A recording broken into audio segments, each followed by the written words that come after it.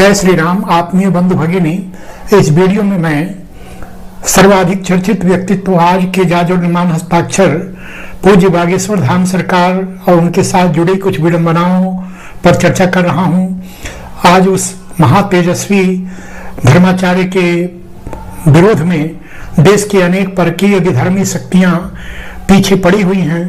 वे उनको अपमानित करने, उनको तिरोहित करने में जुटी पड़ी हुई हैं और उनका समर्थन देश के शीर्ष हस्ताक्षर भी कर रहे हैं। आपने अभी देखा पूज्य मोदी जी, प्रधानमंत्री, उत्तर प्रदेश के महान मुख्यमंत्री श्री योगी आदित्यनाथ जी महाराज उनके आश्रम में जाकर उनको सम्मान दे आए हैं, उनसे आशीर्वाद ले चुके हैं, उनसे अपनी अर्जी लगा चुके हैं और ऐसे उनको सम्मान देकर उनकी मान्यता को स्वीकार कर चुके हैं। जिनके पूज्य गुरुदेव पूज्य तुलसी पीठाधीश्वर रामभद्राचार्य जी, जो स्वयं आज इस युग के महान हस्ताक्षर हैं, जिनकी कथा सुनते समय मन विमोर उठता। मैं एक बार गाजियाबाद के एक अभिभावक परिवार में भोजन कर रहा था। वहां बूढ़ी दादी ने मेरे हाथ में पूज्य रामभद्राचार्य की एक पुस्तक को देखकर और मेरे पैरों को छूने लगी। मैं मुग्ध हो गया। मैं पूछा, माँ ऐसा क्यों कर रही हो? उन्होंने कहा, आप मेरे गुरुदेव के शिष्य हैं, तो आप मेरे गुरु भाई हुए और इस नाते से मैं आपका सम्मान कर रही हूँ। मेरे गुरु जी की कथा का क्या कहना? उनकी कथा तो देसी घी का पराठा है, बाकी का डालडा। और ऐसे कह के वो हंस पड़ी। यानी पूज्य रामभद्राचार्य के प्रति उस बूढ़ी माँ का जो भाव था अपने आप में दिखाई पड़ता।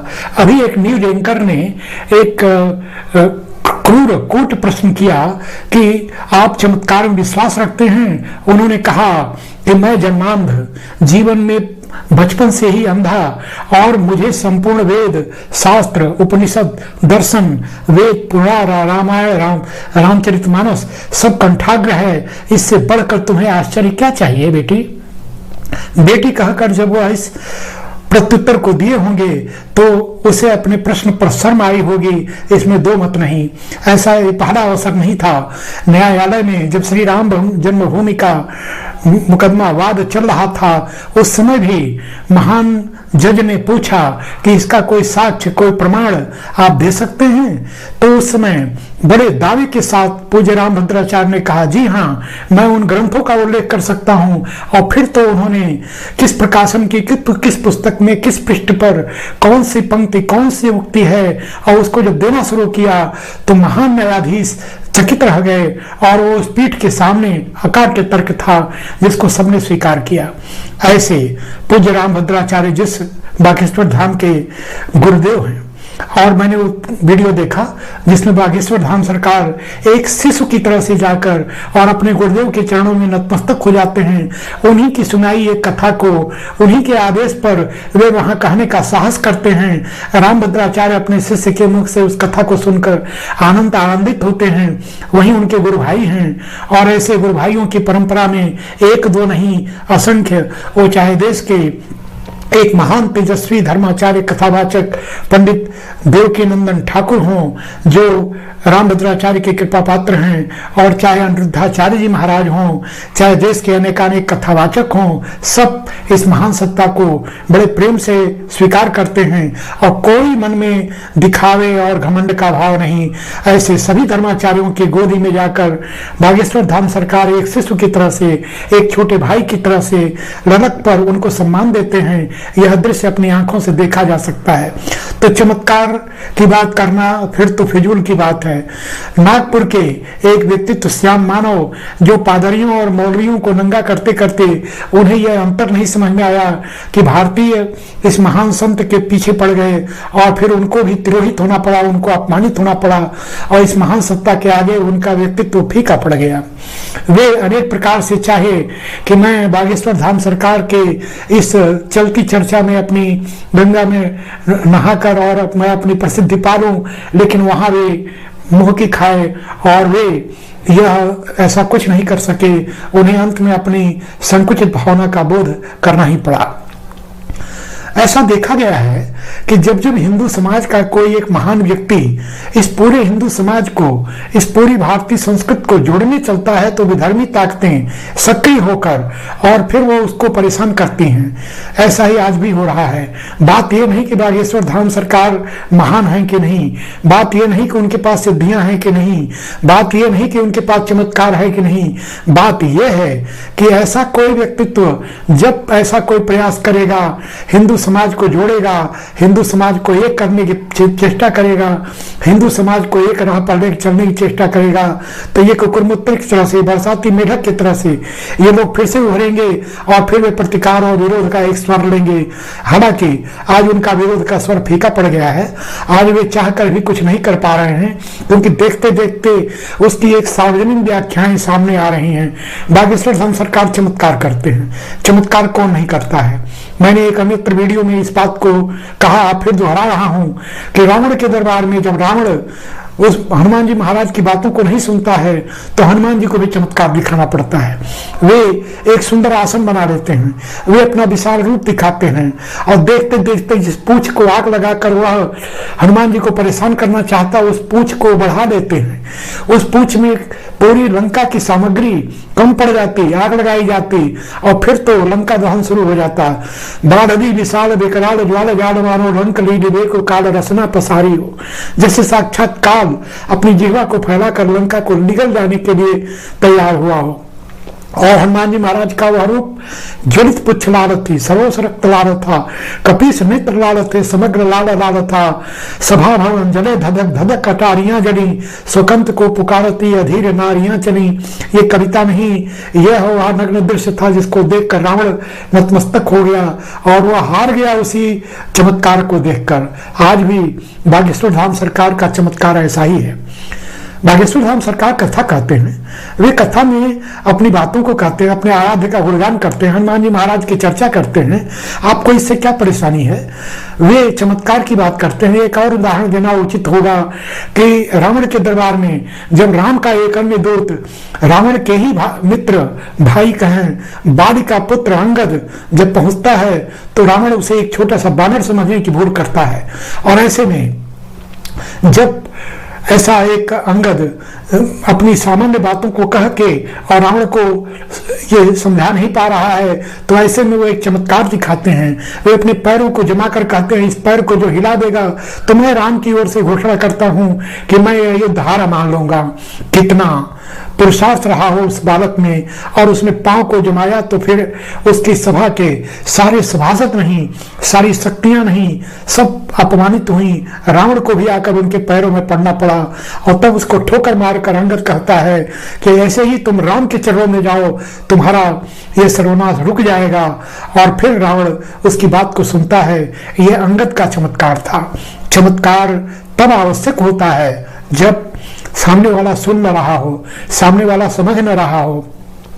और ये आज के मूढ़ जो सब समझ करके भी और एक स्वांग कर रहे हैं, एक नाटक कर रहे हैं, उनको ये बात समझाना बिना चमत्कार के संभव नहीं है। इस समय लोगों की बात समझते कहाँ हैं? आज एक कथा के पांडाल में एक एबीपी का पत्रकार 3 दिनों से एक अलग प्रकार की एक परिचर्चा को आयोजित कर रहा था और फिर एक समय पर उन भीड़ भरे पत्रकारों के समूह से वे नाम लेकर बुलाते हैं, किसके चाचा का नाम भृगुनाथ तिवारी है, वह आगे बैठ जाते हैं और फिर तो चमत्कार का वह क्रम शुरू होता है। अंत में वह पत्रकार नतमस्तक होकर जाता है। यह चमत्कार दिखाने के बाद सामने वाला आस्तिक हो जाता है, बातों को सुनने लगता है। चमत्कार दिखाना बागेश्वर धाम सरकार का कोई उद्देश्य नहीं, अभिष्ट नहीं। ऐसा करके वे प्रसिद्धि नहीं पाना चाहते, लेकिन ये तब जरूरी होता है जब अच्छी से अच्छी चर्चा को भी लोग सुनते नहीं, तिरोहित कर देते और ऐसे चमत्कारिक बातों को करने के बाद वे इसे स्वीकार करते हैं। ऐसा विनम्र व्यक्तित्व जो पूज्य मोदी जी के सामने पड़ने पर कुछ और नहीं मांगता, वह चाहता तो देश के प्रधानमंत्री से कुछ भी मांग सकता, उसे कुछ भी प्राप्त हो जाता, लेकिन वो कहता है कि हे अपने मोदी जी के प्रति श्रद्धावनत होते हुए वे कहते हैं कि मेरे देश के नवयुवक यदि संस्कारित हुए, पढ़ लिख लिए, अच्छे संस्कार प्राप्त किए तो नदी, पुल, पहाड़, बांध सब बना लेंगे। आप इसकी चिंता न करें। आप यदि कुछ करना चाहते हैं तो देश में गुरुकुलों का एक ऐसा संजाल बिछा दें कि उसमें से पढ़कर जब ऐसा एक तेजस्वी नवयुवक निकले तो राष्ट्र के प्रति समर्पित हो, अपने धर्म के प्रति समर्पित हो, और फिर तो देश का विकास कोई रोक नहीं सकता। ऐसी एक सात्विक मांग करने वाला बागेश्वर धाम सरकार नामक व्यक्तित्व कितना महान होगा। उसकी चर्चा अनेक विषय लोग करते हैं, लेकिन दो टूक उत्तर। एक पत्रकार पूछता है कि आप अभी तो आपके कुछ प्रेम प्रसंग सामने चर्चा में आए हैं, क्या आप विवाह करेंगे? उन्होंने कहा बिल्कुल करूंगा। हमारे गुरुदेव ने कहा है कि तुम्हें गारहस्थ जीवन व्यतीत करना है, तुम्हें गृहस्थ बनकर रहना है। मैं कथावाचक हूं तो क्या, देश के अनेक महान कथावाचक गृहस्थ हैं और उनकी अपनी गृहस्थी है। मैं ऐसा कुछ भी नहीं कह सकता कि मैं इसी अवस्था में रहूंगा, लेकिन ये संभावना समाप्त नहीं होती और मैं गारहस्थ जीवन में जा सकता हूं। ऐसा कहते उन्हें कोई संकोच नहीं होता, कोई दिखावेपन की, कोई बनावटीपन का कोई भाव नहीं उनके मन में, और वे उसको स्वीकार करते हैं। आज एक देश की अनन्य कथावाचिका जो देश के शीर्ष हस्ताक्षर हैं पूज्य जया किशोरी जी, उनके साथ लोग इनके संबंधों को जोड़ते हैं। यदि ये दोनों संबंध सफल भी हुए तो इसमें किसी को क्या गुरेज हो सकती है।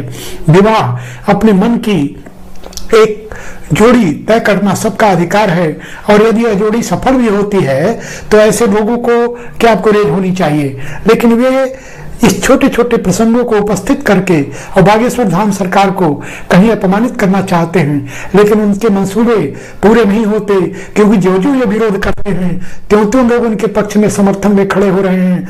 आज हिंदू जनमानस ये स्वीकार कर चुका है कि बात ये नहीं कि बागेश्वर धाम सरकार को शास्त्रीय ज्ञान है कि नहीं, उन्हें श्लोक आते हैं कि नहीं आते, उन्होंने संपूर्ण वाङ्मय अपने गुरुदेव पूज्यराम भद्राचार्य की तरह से पढ़कर कंठाग्र किया है कि नहीं।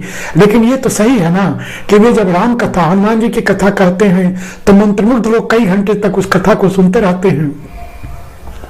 जब बागेश्वर धाम सरकार कथा कहते हैं तो उसमें शास्त्रीयता का पुट दिखाई पड़ता। वे कुछ अन्य कथावाचकों की तरह से व्यासपीठ पर खड़े होकर नृत्य नहीं करते, वे कोई स्वांग, कोई दिखावा नहीं करते, वे केवल आडंबर और इस प्रकार का कोई प्रोपेगेंडा नहीं करते। वे शुद्ध राम कथा जो शास्त्र सम्मत है, रामायण से सम्मत है, उसे ही करते हैं, और इस प्रकार उस कथा से वे दर्शकों को मंत्रमुग्ध कर देते हैं। लोग सम्मोहित होकर कई कई घंटे तक उनकी कथा को सुनते हैं। इसमें दो मत नहीं। आपने उनके भंडारों में देखा होगा भारी भीड़ वह राम कथा सुनने जाती। चमत्कार तो केवल उन विधर्मियों के लिए है जो ऐसी हमारी धार्मिक सत्ताओं के प्रति अविश्वास करते हैं, नास्तिक होते हैं, उन्हें यह चमत्कार दिखाना उनका अभिष्ट होता है। ऐसे पूज्य बागेश्वर धाम सरकार आज पूरे हिंदू समाज के एक ऐसे जागरूकमान नक्षत्र हैं जो पूरी हिंदू समाज और पूरी संस्कृत को जोड़े हुए हैं। उनके प्रति आज हिंदू समाज एकमत होकर खड़ा हुआ है, और ये सुखद संयोग है कि हमारे देश के अच्छे अच्छे धर्माचार्य, कथावाचक, ये सब भी पूज्य बागेश्वर धाम सरकार के पक्ष में खड़े हैं। आज उनके साथ कंधे से कंधा मिलाकर उनके पक्ष पर अपनी अस्मिता को दिखा रहे हैं, इसमें दो मत नहीं। लेकिन बागेश्वर धाम सरकार की विनम्रता देखें कि वे उन शंकराचार्य जी के प्रति भी नतमस्तक हैं जिन्होंने उन्हें चुनौती दिया, और एक अवसर पर एक कथावाचक ने उन्हें ठीक चुनौती दिया कि यदि बागेश्वर धाम सरकार जाकर उनके आश्रम की दरारों को ठीक करेंगे तो वे शंकराचार्य केवल प्रॉपर्टी के मठाधीश बनने के लिए प्राप्त किए हैं, उन्हें भी तो कुछ करना चाहिए, उन्हें भी तो कुछ पाना चाहिए। और जो व्यक्ति अपने देखते देखते उस गांव को स्वर्ग बना दिया, उनका गांव आज दुनिया के फलक पर आ गया, और उससे कह रहे हैं कि मेरे घर की दीवार ठीक करो, यह सस्ती और केवल लुभावनी चर्चा है। इस चर्चा से बचना चाहिए। शंकराचार्य जैसे महान पद पर प्रतिष्ठित उन व्यक्तित्व को यह शोभा नहीं देता। आज उन्हें अपने से आयु में छोटे बागेश्वर धाम सरकार के पक्ष पर एक हिंदू के सशक्त शेषा सिपाही के रूप में खड़े इस धर्माचार्य के साथ खड़ा होना चाहिए। यदि ऐसा करते तो उनका सम्मान और बढ़ता। मैं उनकी कोई चर्चा नहीं करना चाहता, लेकिन जो स्वतः सूर्य के समान उदित हो रहा हो, जिसकी आभा, जिसकी कांति चतुर्दिक फैल रही हो, उसके किसी जुगनू के प्रकाश की कोई आवश्यकता नहीं।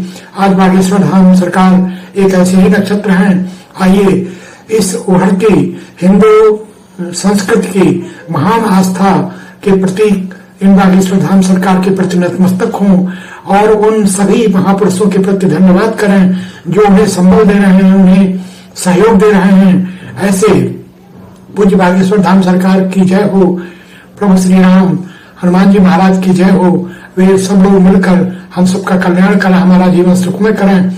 और यदि इस वीडियो के माध्यम से मैंने पूज्य धर्माचार्य और अपने पूज्य बागेश्वर धाम सरकार के प्रति कुछ अपनी आस्था विनम्रता की, उसमें कुछ अन्यथा कथन भी किया, तो उसे आप सार स्वीकार करें। अंत में यह निवेदन कि इस वीडियो को लाइक कर, चैनल को सब्सक्राइब कर अपना स्नेह अर्पित करें और ऐसा आपसे जुड़कर मुझे बड़ी प्रसन्नता होगी। जय श्री राम।